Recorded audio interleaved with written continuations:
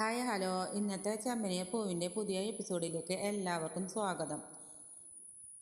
സ്റ്റേഷനിൽ ഇരിക്കുന്ന സുധിയും നീലിമയും കൂടി സംസാരിക്കുകയാണ്. എനിക്ക് എങ്ങനെയെങ്കിലും എൻ്റെ പണം കിട്ടണം, നീ എൻ്റെ പണം തന്നിട്ട് പോയാൽ മതിയെന്ന് സുധി പറയാണ്.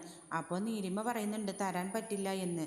അപ്പോൾ അങ്ങനെ രണ്ടു പേരും അങ്ങോട്ടും ഇങ്ങോട്ടും പറഞ്ഞ് ലാസ്റ്റ് നീലിമ പറയാണ് എൻ്റെ കൂടെ 6 മാസം നിന്നതാണ്, അതിൻ്റെ പൈസയായിട്ട് ഇത് കരുതുമെന്ന് പറയാണ്. അപ്പോൾ തന്നെ നീലിമയുടെ വക്കീൽ പറയാണ്, നീലിമയെ പുറത്തേക്ക് വിളിച്ചുകൊണ്ട് പോയിട്ട് പറയാണ്, നീലിമ ഇങ്ങനെയൊന്നും പറയരുത്, അത് നിനക്ക് ദോഷമാവും എന്ന് പറയാണ്. നീലിമയാണെങ്കിൽ ഒരു വൃത്തികെട്ട സംസാരമാണ് സംസാരിക്കുന്നത്. പിന്നീട് രേവതിയും സച്ചിയും കൂടി സ്റ്റേഷനിൽ നിൽക്കുകയാണ്. എന്നിട്ട് രേവതിയും സച്ചിയോട് പറയുന്നുണ്ട്, എനിക്ക് സമയദോഷമാണ്, എനിക്ക് എന്ത് കഷ്ടകാലമാണ്, എൻ്റെ കടയാണെങ്കിൽ പോയി, ഇപ്പോൾ ഇങ്ങനെ കൊണ്ട് നടക്കണ ഈ വണ്ടിയാണെങ്കിൽ ഇങ്ങനെ പോലീസും പിടിച്ചു, എന്തോ ദോഷമുണ്ട് എന്നൊക്കെ സച്ചിയോട് പറയാണ്.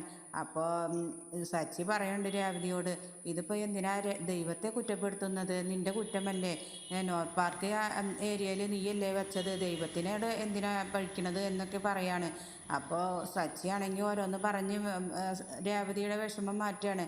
രേവതിയോട് സച്ചി പറയുന്നു, നിനക്ക് എന്ത് വന്നാലും ഞാൻ കൂടെയുണ്ട്, നീ വിഷമിക്കണ്ട എന്നൊക്കെ പറഞ്ഞ് അവർ കൈ കൊടുത്ത് നിൽക്കുകയാണ്. ശേഷം നീലിമ പോലീസിനോട് പറയാണ്, സാർ എനിക്ക് നല്ല തിരക്കുള്ളതാണ്, എനിക്ക് വേഗം പോകണം, എനിക്ക് ഇവിടെ ഒരു രജിസ്ട്രേഷൻ ഉണ്ട്, അത് കഴിഞ്ഞിട്ട് എനിക്ക് നാളെ കാനഡയിലേക്ക് പോകാനുള്ളതാണ്, സാർ എന്നെ വിട്ടയക്കണം എന്ന് പറയാണ്.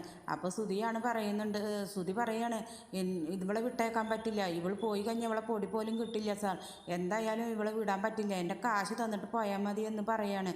അപ്പോൾ ശ്രുതിയും പറയുന്നുണ്ട്, ഇവളെ കാശ് തന്നിട്ടാണെങ്കിൽ ഇവളെ വിട്ടോ ഒരു കുഴപ്പമില്ല, ഇവളെ പൈസ തരാണ്ട് ഇവളെ വിടാൻ പറ്റില്ല എന്ന് പറയാണ്. അപ്പോൾ ശ്രുതി ഇത് തന്നെ പറയുന്നത്. അപ്പോൾ നീലിമയുടെ വക്കീൽ പറയാണ്, ഇവളെ ഇപ്പോൾ വിട്, കുറച്ച് കഴിഞ്ഞ് അവൾ കാനഡയിൽ നിന്ന് പിന്നെ തിരിച്ച് വന്നിട്ട് പൈസ തന്നോളും എന്നൊക്കെ പറയാണ് പോലീസിനോട്. സച്ചിൻ രേവതിയും സ്റ്റേഷനിൽ കാത്തിരിക്കുകയാണ്, SIയും കാത്ത്. അപ്പോൾ രേവതി സച്ചിയോട് പറയാണ്, അതെ ഇപ്പോൾ ഇനി നോർത്ത് പാർക്കിൻ്റെ ഏരിയയിൽ കിടക്കുന്ന വാഹനങ്ങളൊക്കെ കൊണ്ടുവരാൻ പോയതായിരിക്കുമല്ലേ, അപ്പോൾ ഇനിയിപ്പോൾ എത്തോ എന്നൊക്കെ പറയാണ്. അപ്പോൾ തന്നെ സച്ചി രേവതി മുഖത്ത് നോക്കിയിട്ട് പറയുന്നുണ്ട്, നീ മിണ്ടാതിരിക്കുകയെന്ന്. സ്റ്റേഷനിൽ സച്ചിക്ക് പരിചയമുള്ള ഒരു പോലീസിനെ കണ്ട് സച്ചി പറയുന്നുണ്ട്, ഈ കാര്യങ്ങളെല്ലാം സംസാരിച്ചു.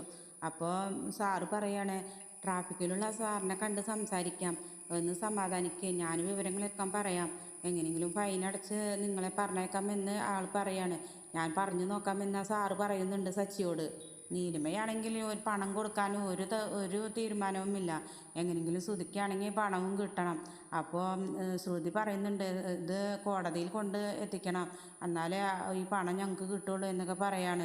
നീലിമയെ വെറുതെ വിടരുത് എന്ന് പറയാണ്. നീലിമയാണെങ്കിൽ പോലീസിനോട് കിടന്ന് ചൂടാവുകയാണ്, എനിക്ക് സാറേ എന്നെ വിട്ടയക്കണം, എനിക്ക് വേഗം പോവാനുള്ളതാണ്, എനിക്ക് നാളെ എന്തായാലും കാനഡയിലേക്ക് പോകണം, എനിക്ക് അവിടെ ചെന്നിട്ട് ഒരുപാട് കാര്യങ്ങളുള്ള എന്നൊക്കെ പറയാണ്.